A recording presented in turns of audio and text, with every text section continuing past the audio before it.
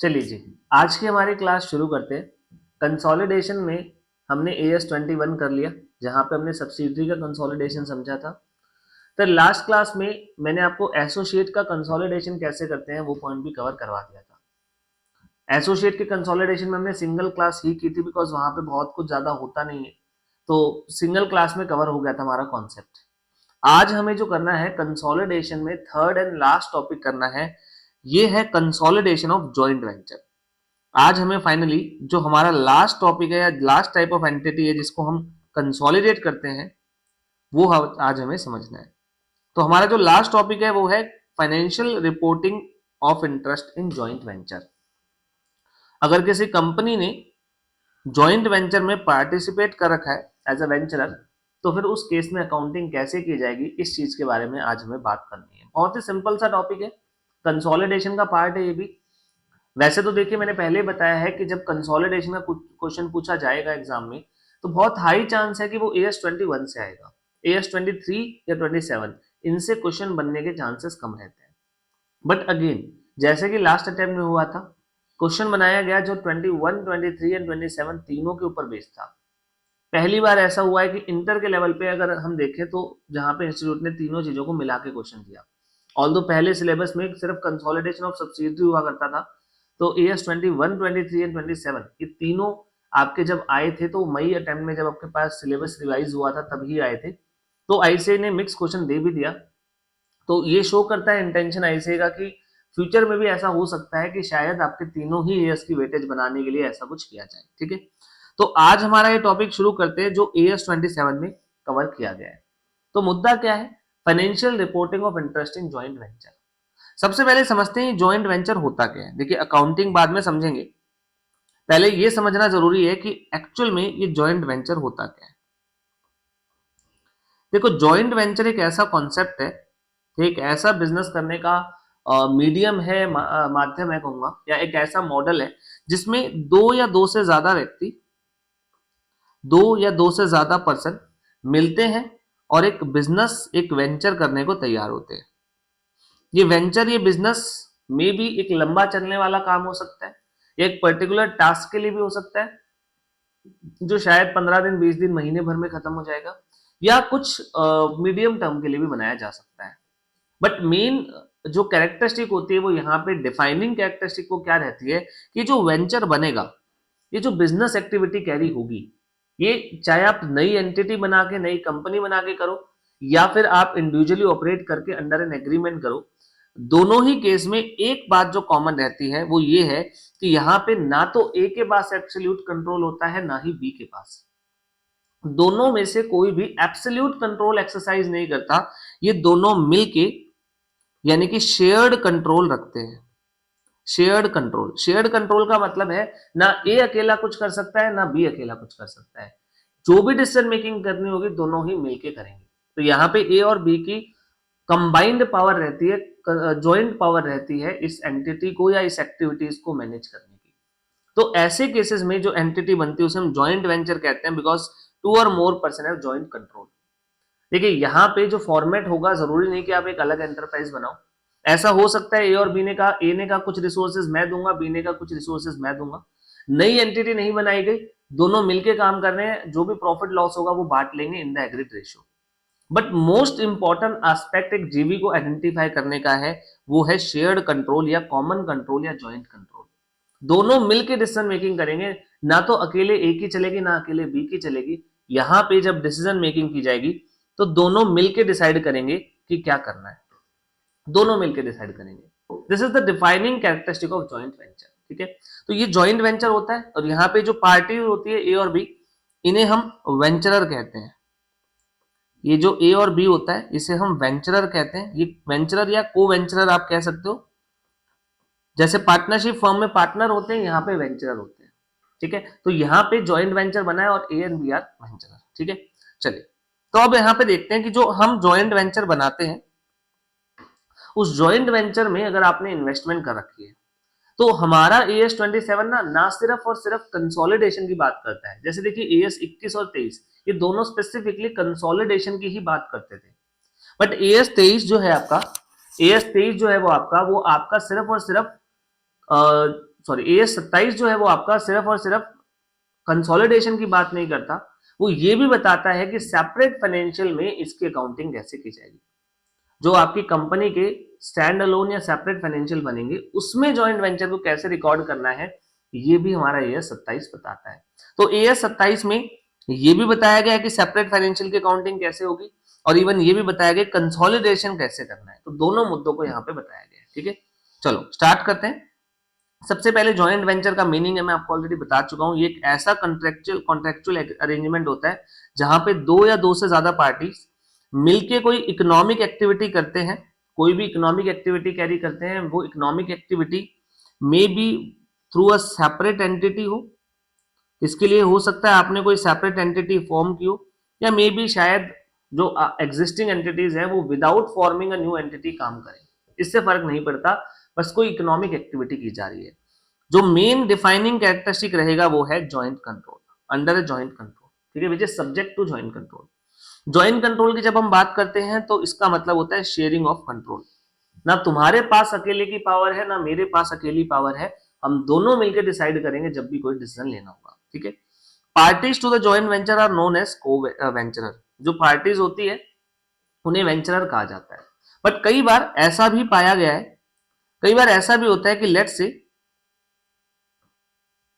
एक joint venture बना और उस जॉइंट वेंचर में ए, बी और सी तीनों ने मिलकर पार्टिसिपेट किया, तीनों ने मिलके एक जेवी बनाया है, एक जॉइंट वेंचर बनाया है। पैसे तीनों लगाएंगे, तीनों काम भी करेंगे, but as per the agreement जो भी डिसीजन मेकिंग होगी वो काम हमने ए और बी को सौंपा है। That means decision making controlling सारी ए और बी की, बट पैसा ए बी सी तीनों का, प्रॉफिट शेयरिंग भी तीनों की। ऐसे केसेस में जो ए और बी है इन्हें कहा जाएगा वेंचरर, बिकॉज ये कंट्रोल रखते हैं।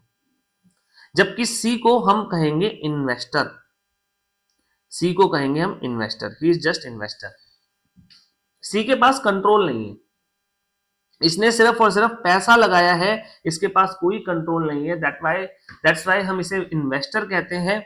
और ए और बी जिन्होंने पैसा भी इन्वेस्ट किया इन्हें वेंचरर कहा जाएगा। अब याद रखना कंसोलिडेशन के पर्पज से ए और बी ही अकाउंटिंग करेंगे, सी जिसके पास कंट्रोल ही नहीं है वो आपकी कंसोलिडेशन वाले कॉन्सेप्ट को लगाने की बात नहीं करेगा। ठीक है, चलिए तो यहाँ पे ये दो वर्ड डिफाइन किए गए, वेंचरर the one with common control, and investor जिसके पास कोई कंट्रोल नहीं होता। ठीक है, चलिए तो यहाँ पे अब हमारा एएस शुरू करते हैं। सबसे पहली बात, जैसे कि हम बात करते थे एसोसिएट के केस में, तो एसोसिएट में इक्विटी मेथड ऑफ कंसोलिडेशन होता है, सब्सिडरी में फुल कंसोलिडेशन होता है जहां पे आप सारी एसेट लाइबिलिटी को अपने एसेट लाइबिलिटीज के साथ मर्ज कर लेते हो, एंड बाहर वालों का हिस्सा जो मिनॉरिटी इंटरेस्ट होता है वो आप अलग से एक लाइबिलिटी के तौर पर डिस्क्लोज कर देते हो। सिमिलर वे में एसोसिएट में आपने इक्विटी मेथड लगाया जहां पे आपने इन्वेस्टमेंट को शो कर दिया इन दी एसोसिएट, और उसकी आज की मार्केट वैल्यू या आज की बुक वैल्यू या आपका इंटरेस्ट जो है आपने शो कर दिया after adjusting the recent profits and losses. अब हम जॉइंट वेंचर की बात करें। जॉइंट वेंचर में जो कंसोलिडेशन का मेथड यूज किया जाता है वो प्रोपोर्शनेट मेथड ऑफ कंसोलिडेशन है। प्रोपोर्शनेट मेथड ऑफ कंसोलिडेशन, यहां पे आप सिर्फ अपने हिस्से की एसेट, अपने हिस्से की लायबिलिटी, अपने हिस्से की इनकम और अपने हिस्से के एक्सपेंसेस को शो करते हो। ये एक ऐसा मेथड है जहां पे सिर्फ पार्शियल इंटीग्रेशन या प्रोपोर्शनेट इंटीग्रेशन किया जाता है।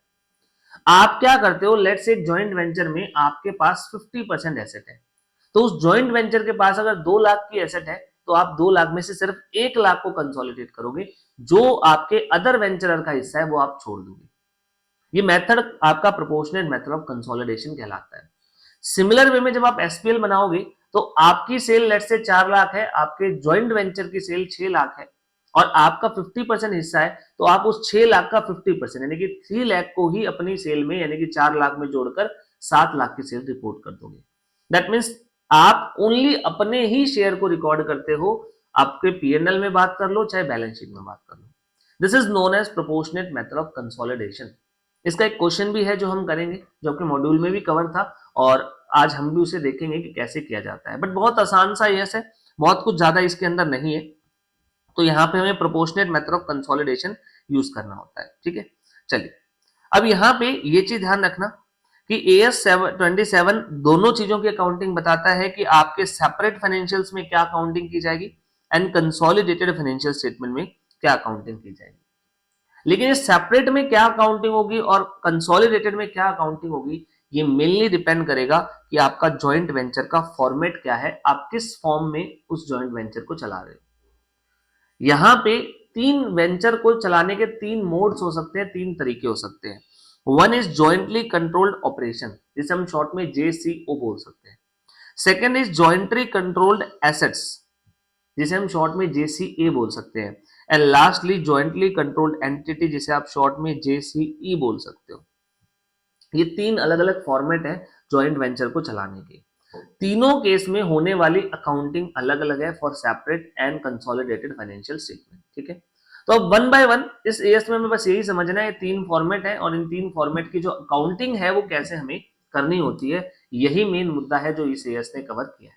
ठीक है, तो वन बाय वन स्टार्ट करते हैं। हर एक मॉड्यूल का या हर एक फॉर्मेट का मैंने एक क्वेश्चन, एक एग्जाम्पल ले रखा है। बस हम ज्यादा कुछ प्रैक्टिस नहीं करेंगे, इतना ही है, और बहुत कुछ आने के चांसेस भी नहीं है, बट जितना है हम उसके हिसाब से प्रैक्टिस करके यहाँ पे चलेंगे। ठीक है, तो सबसे पहले बात करते हैं जॉइंट कंट्रोल्ड ऑपरेशन की। जैसे कि नाम से सजेस्ट हो रहा है, यहां पे ना कुछ ऑपरेशंस होते हैं, कुछ एक्टिविटीज होती है जिन्हें आपके वेंचरर जॉइंटली कंट्रोल करते हैं। यहां कुछ ऑपरेशंस होते हैं जिन्हें वो जॉइंटली कंट्रोल करते हैं। कैसे, मैं एग्जांपल देता हूं। लेट्स से एग्जांपल समझिए, लेट्स से दो सिटीज हमारी, city A and city B। अब इन दोनों सिटीज के बीच में एक, मान लेते हैं हाईवे बनना है, दोनों के बीच में एक हाईवे बनना है। अब ये हाईवे बनाने का काम है और गवर्नमेंट ने इसके लिए टेंडर निकाला है कि ये हाईवे बनाना है। अब दो कंपनीज है, एक है एक्स लिमिटेड और एक है वाई लिमिटेड।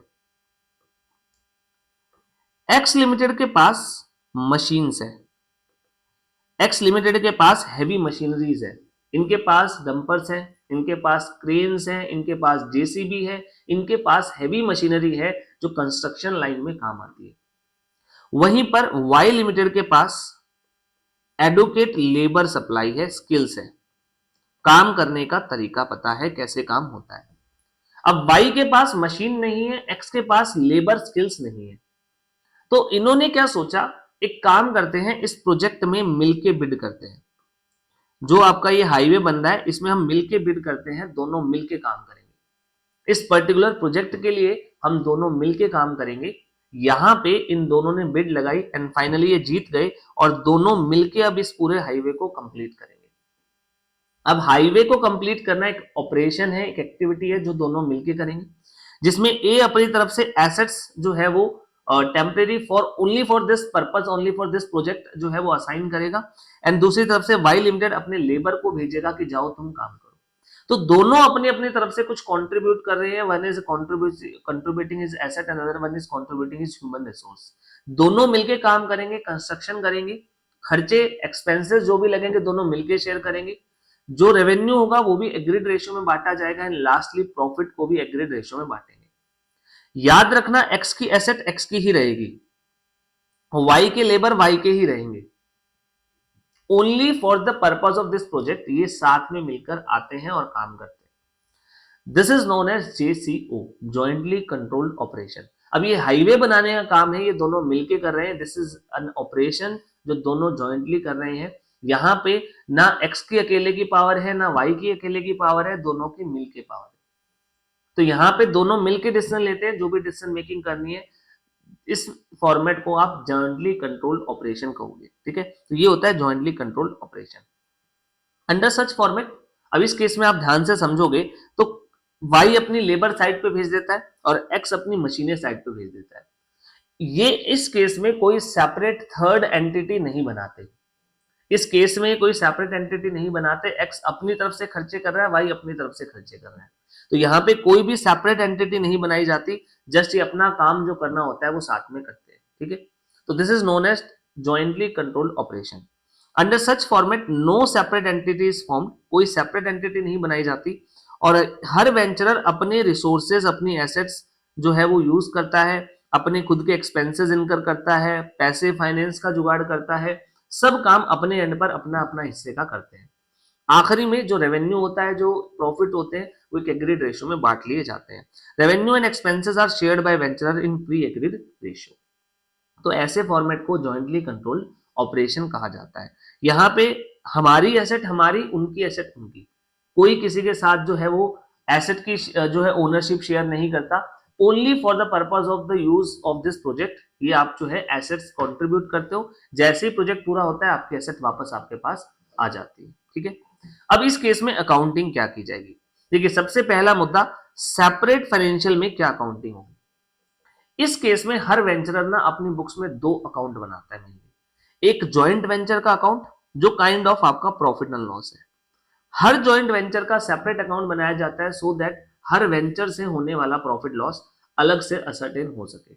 तो पहला अकाउंट जो वेंचरर बनाता है अपनी बुक्स में वो है जॉइंट वेंचर का अकाउंट, और दूसरा अकाउंट जो अपनी बुक्स में वो बनाएगा वो है आपके को वेंचरर का अकाउंट, जो आपका वेंचरर होता है उसका अकाउंट। ठीक है, तो यहाँ पे other account for joint venture, एक आपका जॉइंट वेंचर का होता है, अदर अकाउंट फॉर वेंचरर, ये वेंचरर आएगा यहाँ पे। तो दो अकाउंट यहाँ पे आप बनाते हो। अगर आपके पास दो से ज्यादा वेंचरर है तो आप उन सबके अकाउंट अपनी बुक्स में ओपन करते हो। ठीक है, जो आपकी एसेट लायबिलिटीज है वो आपकी ही रहती है, तो उसमें कुछ अलग से रिकॉर्ड करने वाला है नहीं। इनकम एक्सपेंसेस में भी कुछ अलग से रिकॉर्ड करने वाला होता नहीं है। जो आपका नेट प्रॉफिट आता है जॉइंट वेंचर से वो आप अपनी बुक्स में एज अ प्रॉफिट रिकॉग्नाइज कर लेते हो। ठीक है, ऐसे केसेस में सिंस आपने एक अलग एंटिटी नहीं बना रखी थी तो आपने कहीं पे कोई पैसा भी इन्वेस्ट नहीं कर रखा, ना ही कुछ ऐसा है जिसे अलग से कंसोलिडेट करना पड़े। तो for the purpose of consolidation कोई एडजस्टमेंट नहीं करनी पड़ती, क्योंकि कोई एंटिटी ही नहीं है। देखो, कंसोलिडेशन किसी दूसरी एंटिटी का होता है। जब हमने कोई एंटिटी बनाई ही नहीं तो कंसोलिडेट करोगे क्या? जो आपकी एसेट है, आपकी लायबिलिटी, वो ऑलरेडी आपके पास है। जो उनकी एसेट है, उनकी लायबिलिटी है, वो आपकी है ही नहीं, तो आप रिकॉर्ड क्यों करोगे? तो कोई एंटिटी नहीं है जिसे हम रिकॉर्ड कर सके। तो ऐसे केसेस में कंसोलिडेशन में कोई सेपरेट ट्रीटमेंट नहीं होता है। अकाउंटिंग कैसे होती है उसके लिए एक एग्जाम्पल है आपके सामने। हम इस एग्जाम्पल को सॉल्व करते हैं और उससे समझते हैं कि अकाउंटिंग कैसे की जाएगी। ठीक है, चलिए। Mister Ram, Shyam and Mohan enters into an joint agreement. Ram, Shyam और मोहन एक जॉइंट वेंचर में एग्री करते हैं या एंटर करते हैं जिसमें कुछ ऐसे ट्रांजेक्शन हुए। परचेज ऑफ गुड्स, राम ने गुड्स परचेज किए 5 लाख रुपए की।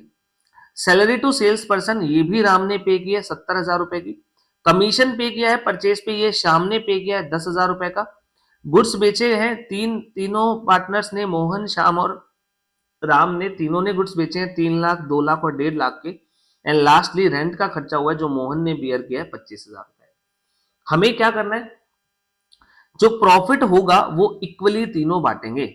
ऑल दी वेंचरर यानी कि राम, श्याम, मोहन तीनों इक्वली प्रॉफिट को डिस्ट्रीब्यूट कर लेंगे। आपको नेसेसरी अकाउंट बना के दिखाना है इन दी बुक्स ऑफ राम। ये एग्जांपल मैंने एक जो है ड्राफ्ट किया है इस टॉपिक को समझने के लिए कि जॉइंट ऑपरेशन को कैसे मैनेज किया जाता है। यहाँ पे एक ऑपरेशन है जिसमें ए, बी, सी या राम, श्याम, मोहन तीनों मिलके काम कर रहे हैं, गुड्स खरीद रहे हैं और फिर उसे बेच रहे हैं और प्रॉफिट बांट लेंगे, बस दैट्स इट। एक सिंगल एक्टिविटी पूरी हो जाएगी और इनका काम खत्म हो जाएगा, ये अपने अपने घर चले जाएंगे। कोई अलग से एंटिटी नहीं बनाई, बहुत क्विकली आप अपना काम स्टार्ट करते हो, क्विकली काम खत्म करते हो, प्रॉफिट बांटते हो और काम खत्म, अपना हिसाब आपस में सेटल किया एंड काम खत्म। कोई एंटिटी नहीं बनाई है जिसे कल को आपको डिसोल्यूट करने की सोचना पड़े। ठीक है, तो वो समस्या नहीं है, तो हम स्ट्रेट फॉरवर्ड तरीके से काम करते हैं। अब ऐसे केसेस में अकाउंटिंग कैसे की जाएगी? हम सबसे पहले, हम यहाँ पे सिर्फ राम की अकाउंटिंग समझ रहे हैं, तो सबसे पहले हमें ये देखना है कि राम की बुक्स में इस केस में 3 लेजर बनेंगे। कितने लेजर बनेंगे? 3। नंबर 1 जॉइंट वेंचर का अकाउंट, जो प्रॉफिट एंड लॉस के जैसा होगा, जो इस पूरे वेंचर पे होने वाले प्रॉफिट लॉस को शो करेगा। सेकंड जो आपको अकाउंट बनाना होगा वो आपके को वेंचरर का अकाउंट बनाना पड़ेगा, और इस केस में 2 को वेंचरर है मेरे।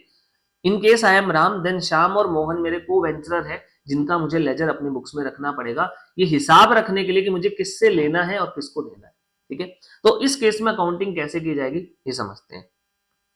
ऐसा ही एक क्वेश्चन है आपके मॉड्यूल में, आप उसको करके देख सकते हो बाद में। तो मैंने एक एग्जांपल बना लिया सो दैट एक क्वेश्चन आप भी प्रैक्टिस करके देख लो। आपके मॉड्यूल में इलस्ट्रेशन नंबर 1 है, आप उसे प्रैक्टिस कर सकते हो।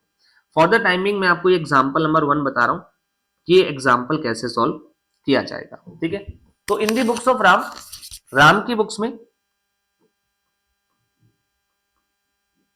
In the books of Ram, सबसे पहले हमें बनाना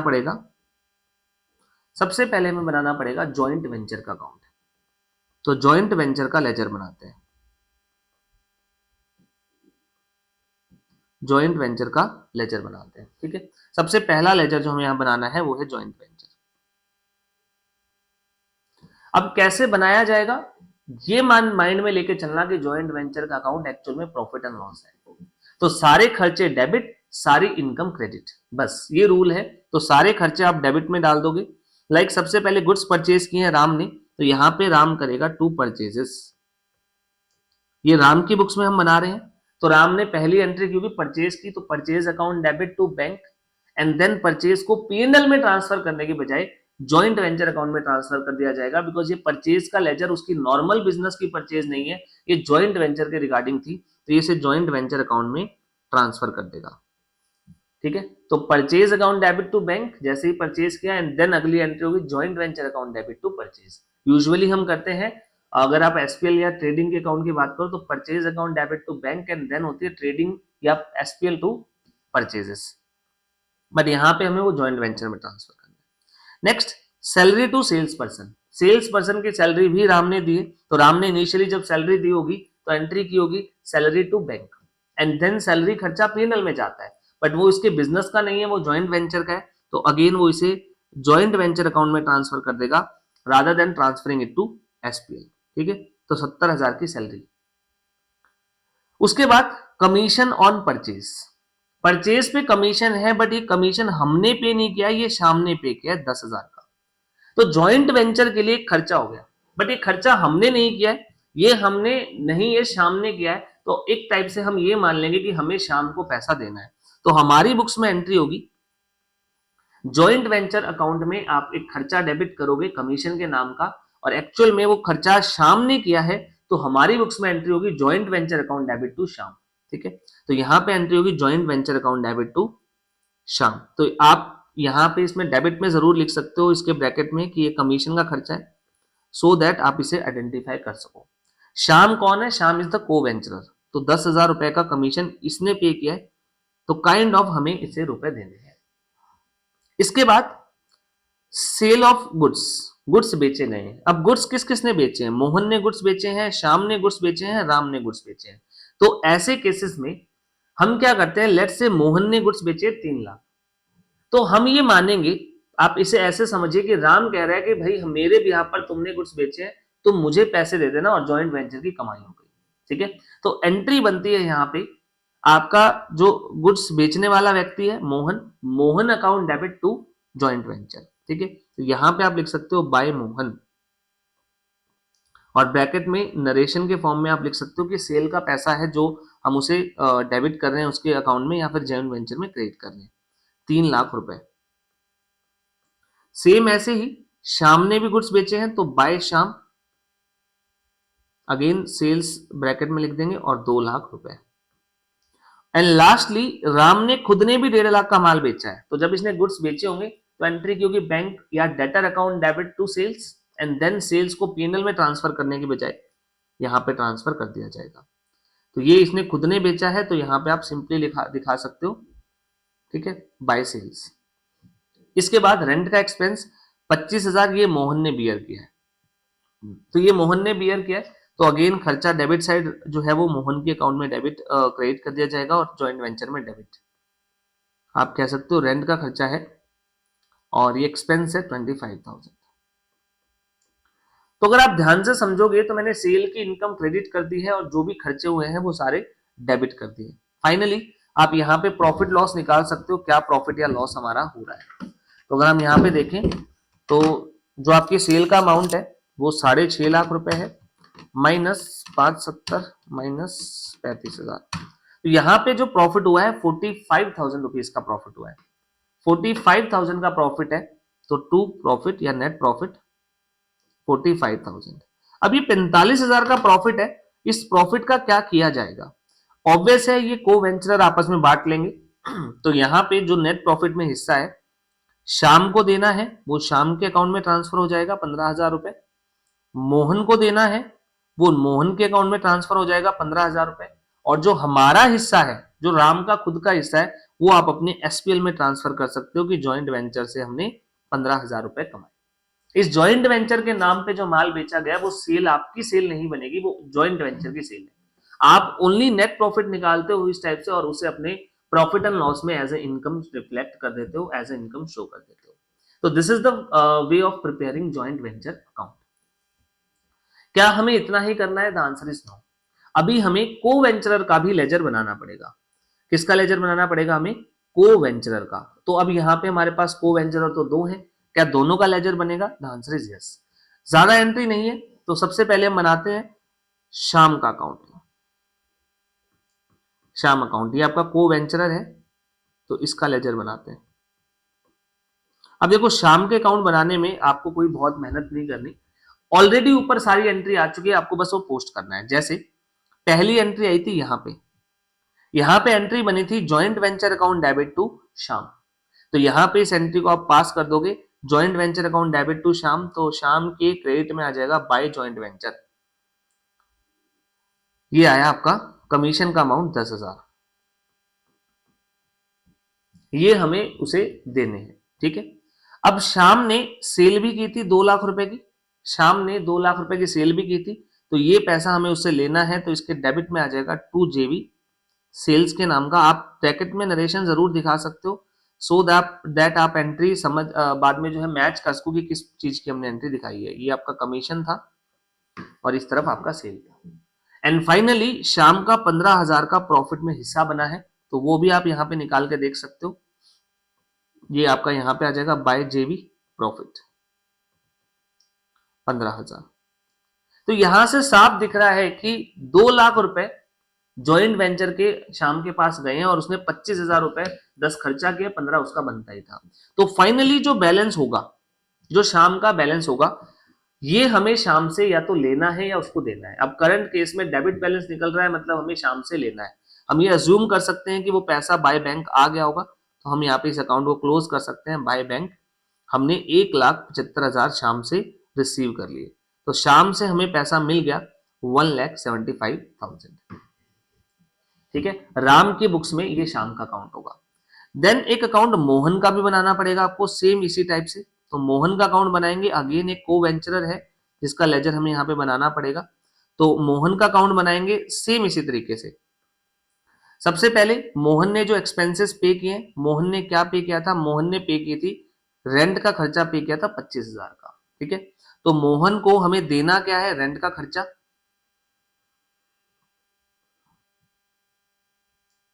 तो मोहन को हमें रेंट के नाम का देना है 25,000 रुपए, तो बाय जेबी रेंट 25,000।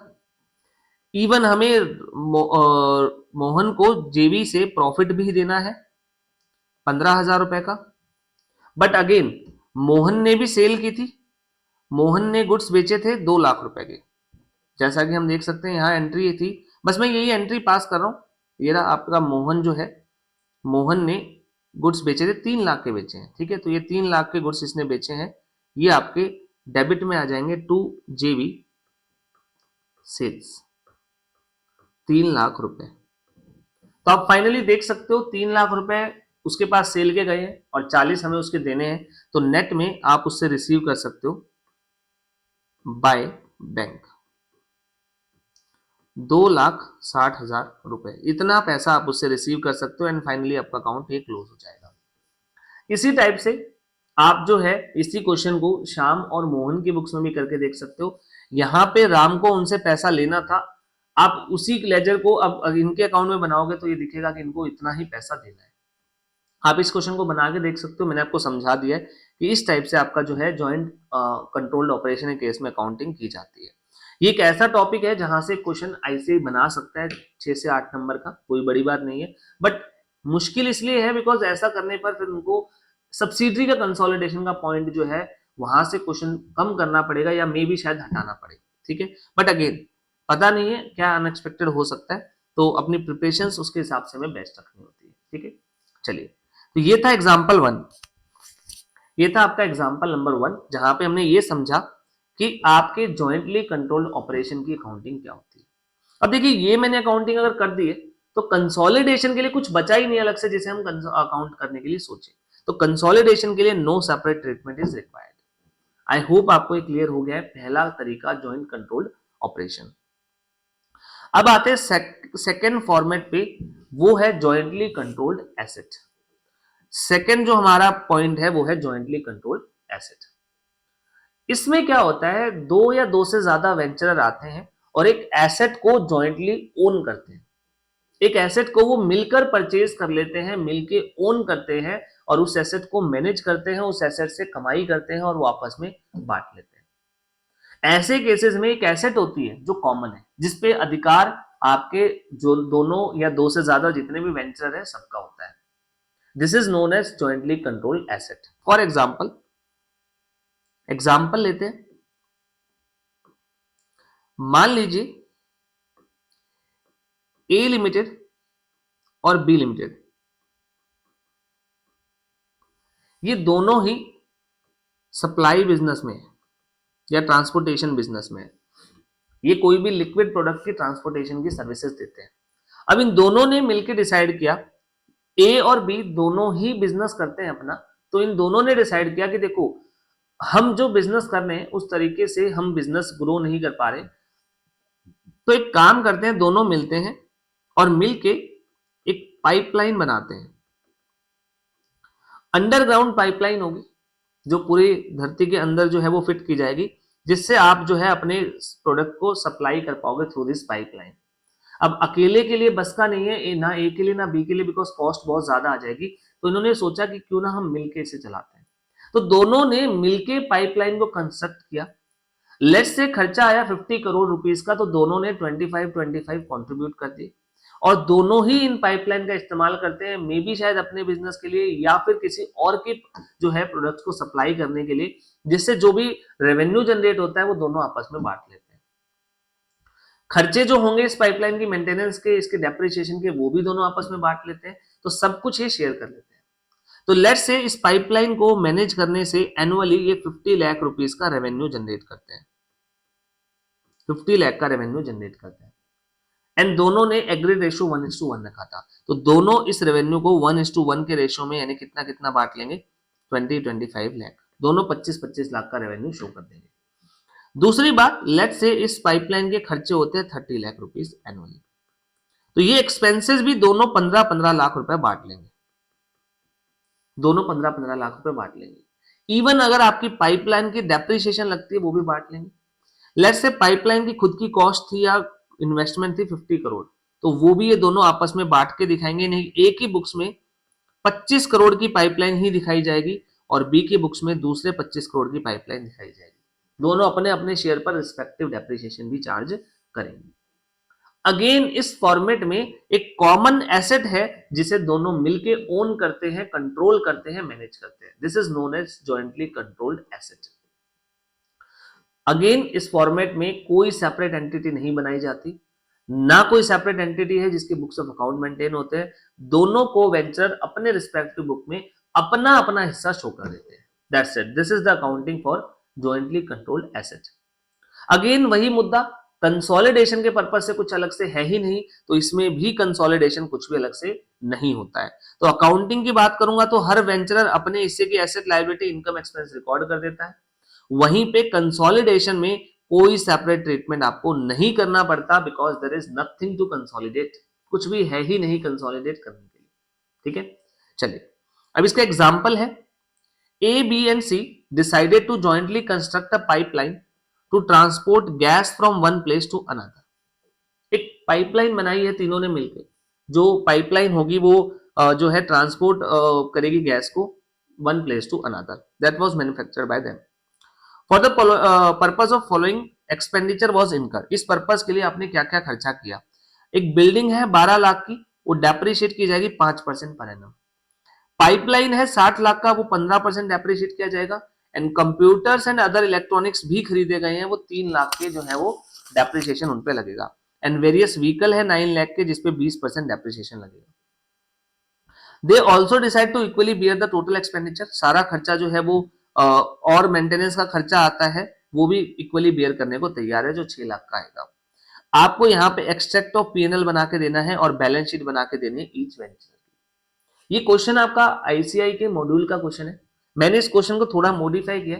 एक्चुअल में क्वेश्चन में मांगा गया था कंसोलिडेटेड बैलेंस शीट भी आपको बनानी है, बट मुझे ये समझ में नहीं आया कि वो कंसोलिडेटेड बैलेंस शीट क्वेश्चन किसकी मांगना चाहता है। अब आंसर में एक बैलेंस शीट बनाई गई है जिसमें इन्हीं एसेट लायबिलिटीज को शो कर दिया गया है, एंड दूसरी तरफ इसमें एसेट ही है खाली, तो एसेट एसेट शो कर दी गई है नेट ऑफ डेप्रिसिएशन।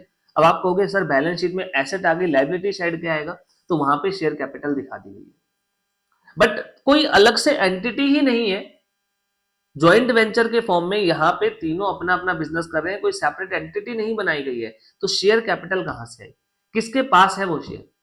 तो एक्चुअल में वो कंसोलिडेटेड बैलेंस शीट क्यों बनाई गई है, किसकी बनाई गई है, वो पता नहीं, वो ऐसे ही जाने कि किसकी बनाई गई है।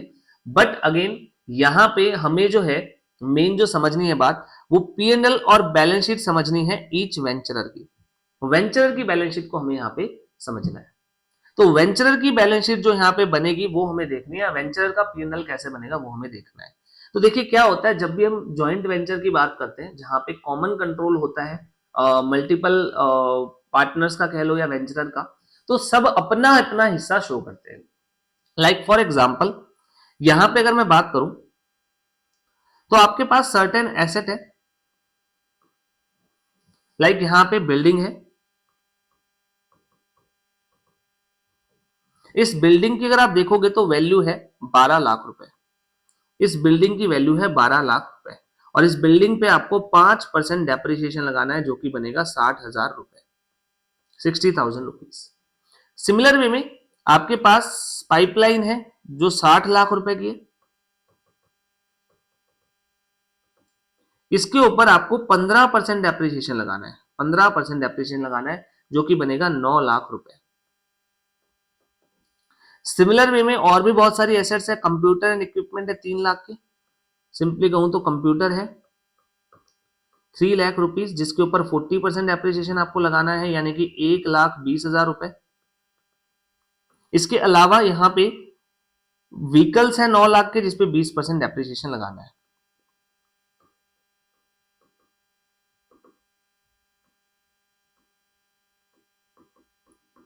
तो अगेन 20% डेप्रिसिएशन 1,80,000 रुपए।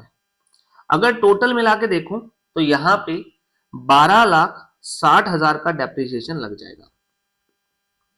ये 12,60,000 का जो डेप्रिसिएशन है वो तीनों आपके वेंचरर्स अपने अपने पीएनएल में वन थर्ड जो उनका हिस्सा बनता है वो शो कर देंगे।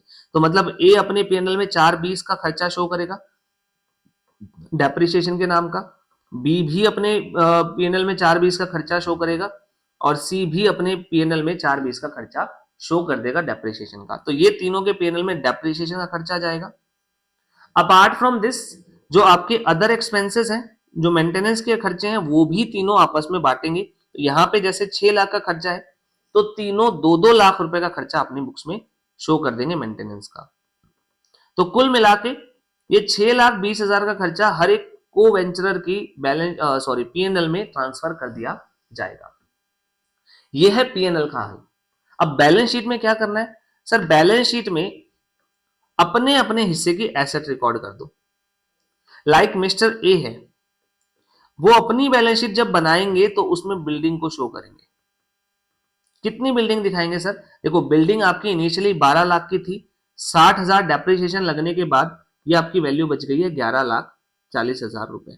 एंड इस 11,40,000 में 3 पार्टनर्स हैं, तो इस 11,40,000 को इक्वली तीनों आपस में बांट लेंगे, यानी हर को वेंचरर अपनी बुक्स में बिल्डिंग दिखाएगा 3,80,000 की।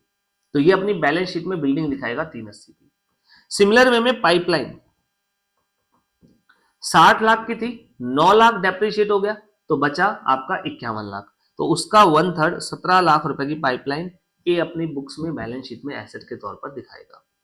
फिर आया कंप्यूटर, तो कंप्यूटर भी आपके 3 लाख के थे, 1,20 हालांकि डेप्रिशिएट हो गया तो बचे 180, उसको भी तीनों आपस में बांट लेंगे, यानी हर एक व्यक्ति 60,000 के कंप्यूटर्स अपनी बुक में दिखाएगा।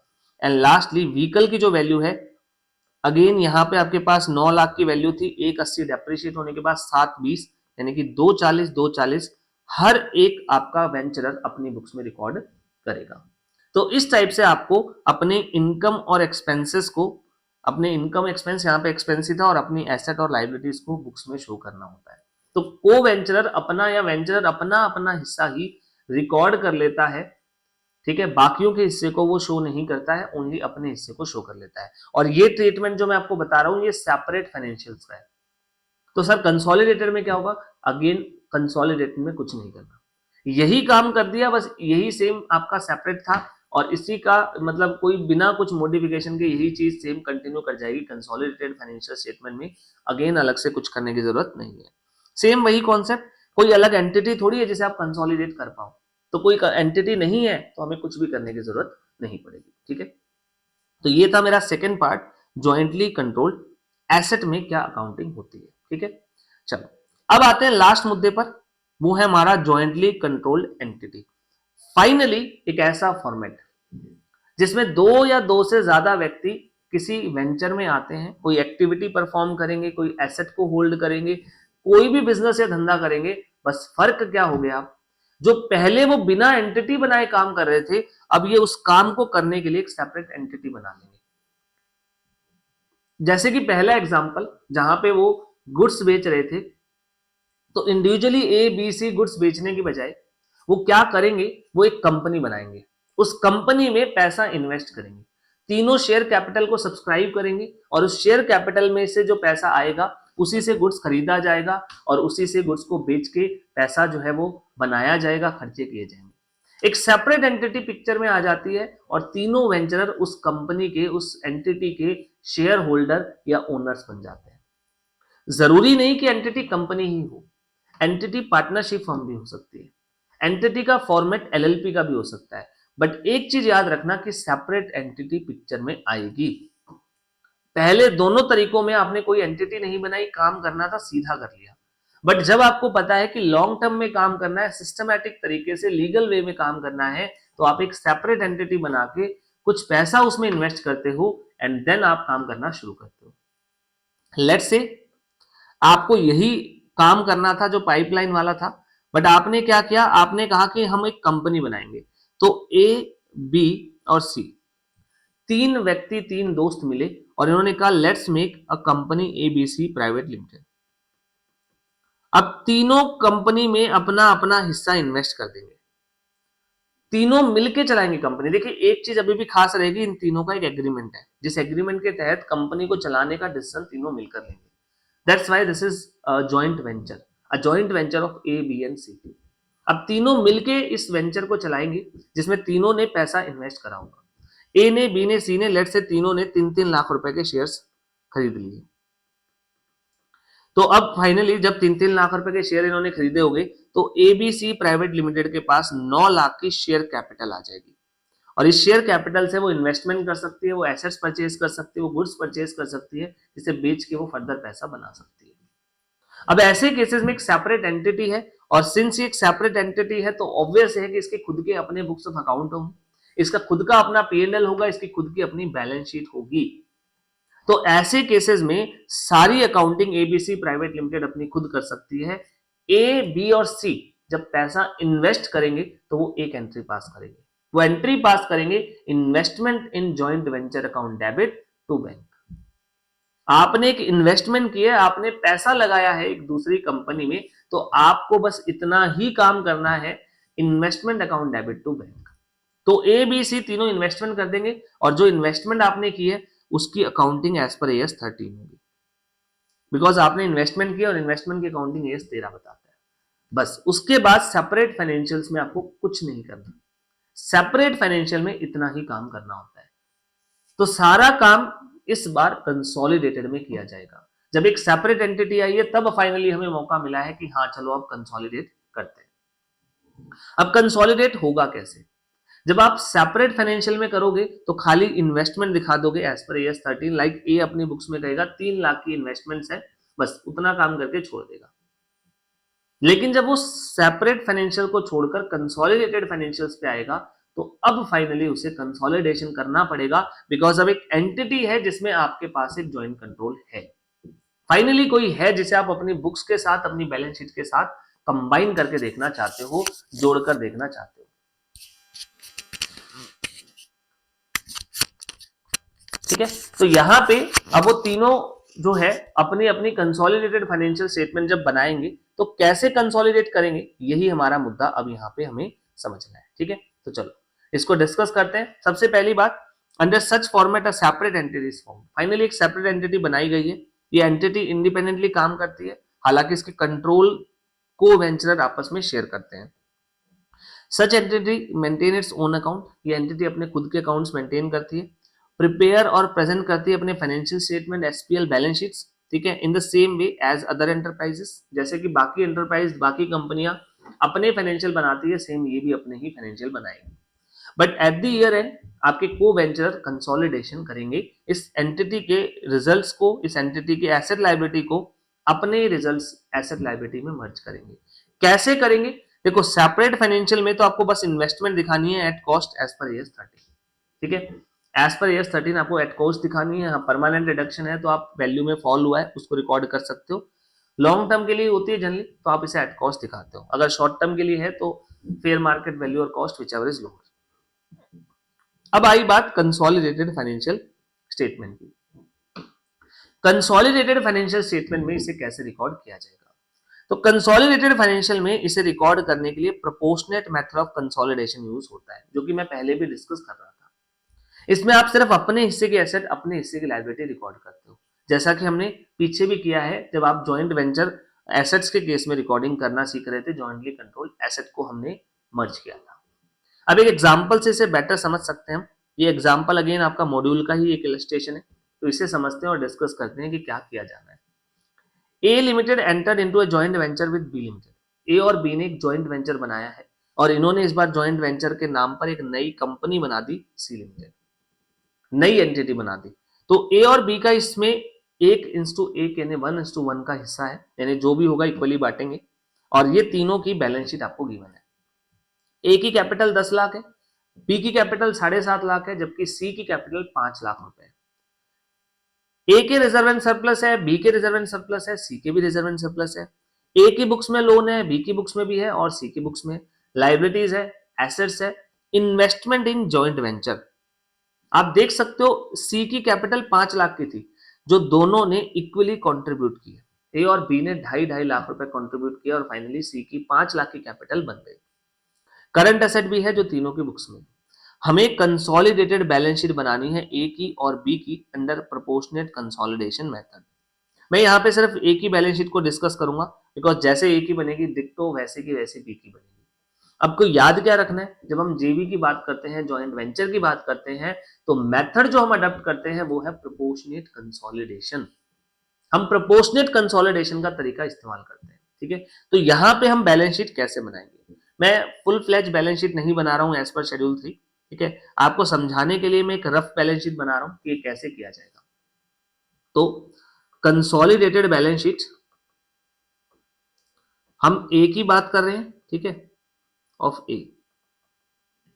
ठीक है, तो सबसे पहले जैसे हम सब्सिडरी को कंसोलिडेट करते थे, मोर और लेस मेथड वैसा ही रहेगा। बस याद रखना, सब्सिडरी में हम सारी एसेट लायबिलिटी मर्ज कर लेते थे, बिकॉज वहां फुल कंसोलिडेशन होता था, बिकॉज सामने वाली कंपनी हमारी ही है, बस कुछ हिस्सा बाहर वालों को होता था, तो वो हम माइनॉरिटी इंटरेस्ट से शो करते थे।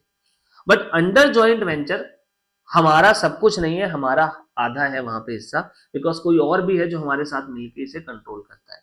तो हम क्या करेंगे ऐसे केसेस में, हमारा जो शेयर होल्डर फंड है जब वो शो करेंगे, तो इनिशियली जो शेयर होल्डर में फंड में आएगा, जैसे कि हम सब्सिडरी में भी करते थे, शेयर कैपिटल।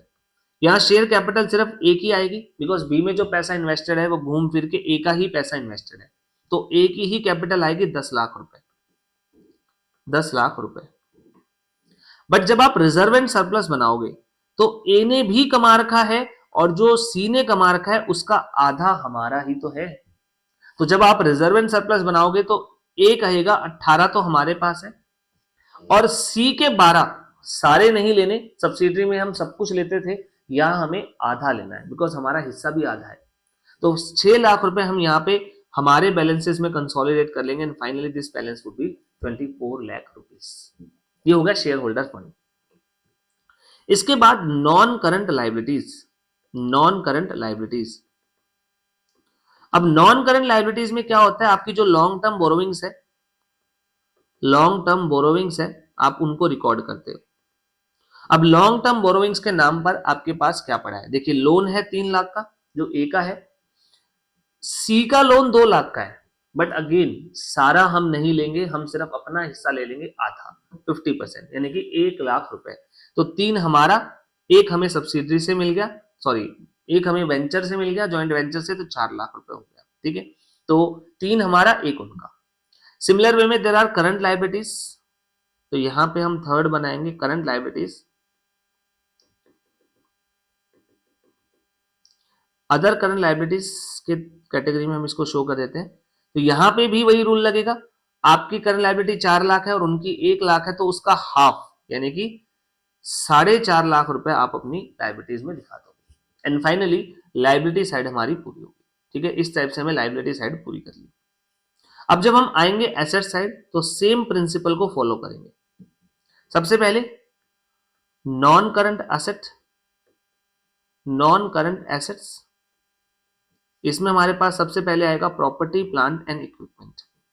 तो हमारे प्रॉपर्टी प्लांट एंड इक्विपमेंट 30,50,000 के, उसमें उनके प्रॉपर्टी प्लांट एंड इक्विपमेंट का आधा, क्योंकि हमारा हिस्सा अगेन आधा है, तो हम हाफ हमारी एसेट में ऐड कर लेंगे, तो दैट मीन्स 40,25,000 रुपए ये हम ऐड कर लेंगे, ठीक है। वहीं पे दूसरी तरफ करंट एसेट्स, तो करंट एसेट में 2 लाख रुपए और उनका 50,000 का आधा यानी कि 25,000, 2,25,000 करंट एसेट, 2,25,000। अब आप देख सकते हो आपकी दोनों तरफ जो बैलेंस शीट है, यहाँ पे 42,50,000 बन रहा है और यहाँ पे भी आपका 42,50,000 बन रहा है, टोटल मैच हो गया। अब आप कहोगे सर इन्वेस्टमेंट कहाँ गई, इन्वेस्टमेंट एलिमिनेट हो गई। आपको सामने वाली कंपनी की 5 लाख के कैपिटल में 50% हिस्सा मिला, 2.5 लाख रुपए, और इन्वेस्टमेंट भी 2.5 लाख है, तो आपस में एलिमिनेट हो गई, ना गुडविल आई ना कैपिटल रिजर्व आया, ठीक है, जैसे कि हम सब्सिडरी में निकालते थे। तो यहाँ पे वो एलिमिनेट हो गई और सब कुछ जीरो हो गया। तो इस टाइप से हम कंसोलिडेटेड बैलेंस शीट बनाते हैं, एक ही। आप सिमिलर वे में बी की बना सकते हो, और ये सेम क्वेश्चन आपका मॉड्यूल का है, तो आप अपना आंसर भी वेरीफाई कर सकते हो, ठीक है। चलिए, तो ये था प्रोपोर्शनेट कंसोलिडेशन मेथड। यहाँ पे हमने बैलेंस शीट को कंसोलिडेट किया है। क्या सर पीएनएल भी ऐसे ही होता? यस, पीएनएल होता तो वो भी ऐसे ही होता, जो भी सेल होती सी की उसकी आधी एक ही सेल में जुड़ जाती। अब अगर आप इस लॉजिक को फॉलो करते हुए लास्ट अटेम्प्ट का जो सितंबर में एग्जाम में अभी जो क्वेश्चन आया था उसको करने की कोशिश करोगे तो शायद आप उसे कर पाओ, ठीक है। हालांकि मैं उसे नेक्स्ट क्लास में जरूर करूंगा, हम नेक्स्ट क्लास में उसे एक क्वेश्चन को डिस्कस करेंगे, तो हम समझेंगे कि अगर कंबाइंड क्वेश्चन आ जाता है पूरा तीनों चीजों का, तो उसे कैसे अटेम्प्ट हमें करना होता है, ठीक है। वो हम नेक्स्ट क्लास में करेंगे। आज हमने जॉइंट वेंचर को कंसोलिडेट करना सीखा है, एंड फाइनली मेरा कंसोलिडेशन का, सब्सिडरी का, एसोसिएट का एंड जॉइंट वेंचर का, तीनों का काम हो गया। अब आप ओवरव्यू समझिए, सब्सिडरी को फुल कंसोलिडेट करना होता है। सब्सिडरी की सारी एसेट, सारी लायबिलिटी, सारी सेल, सारे खर्चे हम कंबाइन कर लेते हैं हमारे बैलेंसेस के साथ, और फिर बाहर वालों का हिस्सा माइनॉरिटी से रिफ्लेक्ट कर दिया जाता है। एसोसिएट की कोई भी एसेट, कोई भी लायबिलिटी, कोई भी इनकम, कोई भी एक्सपेंस हम हमारे एसेट, लायबिलिटी, इनकम, एक्सपेंस में इंक्लूड नहीं करते। ओनली उनके हिस्से में जो हमने उनमें पैसा लगा रखा है उसे इन्वेस्टमेंट के तौर पर शो कर दिया जाता है, एंड एसोसिएट से जो कमाते हैं कंसोलिडेटेड रिजर्व एंड सरप्लस में जोड़ दिया जाता है। उसकी sales, expenses, income, asset, liability हम नहीं देखते, बिकॉज वो कंपनी हमारी नहीं है। एंड लास्टली जॉइंट वेंचर में हम दोनों के बीच का काम करते हैं, एक में हमने सब कुछ ले लिया, एक में हमने सब कुछ छोड़ दिया। इस केस में हम हमारा हिस्सा ले लेते हैं, जो कि बीच का रास्ता होता है, आधा आधा मोस्टली हम अपना इंक्लूड कर देते हैं। तो आधी सेल, आधे खर्चे, आधी इनकम, आधे एसेट, आधी लायबिलिटी, सब कुछ हम शो कर देते हैं, ठीक है। तो ये आपका जो है इस टाइप से जॉइंट वेंचर का कॉन्सेप्ट आता है कंसोलिडेशन का। याद रखना जरूरी नहीं कि 50-50% शेयरिंग हो, कई बार 60-40 भी हो सकता है, एंड स्टिल वो जॉइंट वेंचर बन सकता है। जॉइंट वेंचर का मतलब ये नहीं कि प्रॉफिट 50-50 बांटा जा रहा है, 60-40 होके भी जॉइंट वेंचर हो सकता है, बिकॉज प्रॉफिट हमने 60-40 के रेशियो में बांटा है, बट एग्रीमेंट ये हो रखा है कि डिसीजन मेकिंग दोनों मिलकर करेंगे। तो ये था हमारा कॉन्सेप्ट जॉइंट वेंचर का। आई होप आपने कंसोलिडेशन की जो पूरी सीरीज थी अच्छे से समझ ली है, और कंसोलिडेशन में शायद अब आपको कॉन्फिडेंस आ गया है कि कैसे जो है वो कंसोलिडेशन का कॉन्सेप्ट किया जाता है। अगर आपको ये चीजें अच्छे से समझ में आई तो कुछ ज्यादा मैं आपसे डिमांड नहीं कर रहा, बस आप कमेंट सेक्शन में इतना जरूर लिख देना कि हाँ सर हमें ये अच्छे से समझ में आ गई है, अब हमें कॉन्फिडेंस है, अब हम इसके क्वेश्चन अटेम्प्ट कर पाएंगे। अगली क्लास में एक फुल फ्लैज क्वेश्चन हम करने वाले हैं, ठीक है। तो वहां पे जो आपका लास्ट अटेम्प्ट का क्वेश्चन था, जो एग्जाम का क्वेश्चन था, हम वो डिस्कस करेंगे और उससे हम तीनों को इकट्ठा अगर कंसोलिडेट करना पड़ जाए तो वो भी समझेंगे। इंडिविजुअल कॉन्सेप्ट हम समझ गए, अब तीनों के कंबाइंड कॉन्सेप्ट हमें इकट्ठे लगाने होंगे तो वो कैसे किया जाएगा, ठीक है। तब तक के लिए आप इसके एक दो क्वेश्चंस और हैं जो आपके मॉड्यूल में गिवन है, उनको कवर कर लेना। बट ये टॉपिक इतने ही इंपॉर्टेंट वाले हैं, इंपॉर्टेंस वाले हैं, चाहे वो ES 23 हो या 27, ठीक है। चलिए आज के लिए इतना ही, मिलते हैं नेक्स्ट क्लास में।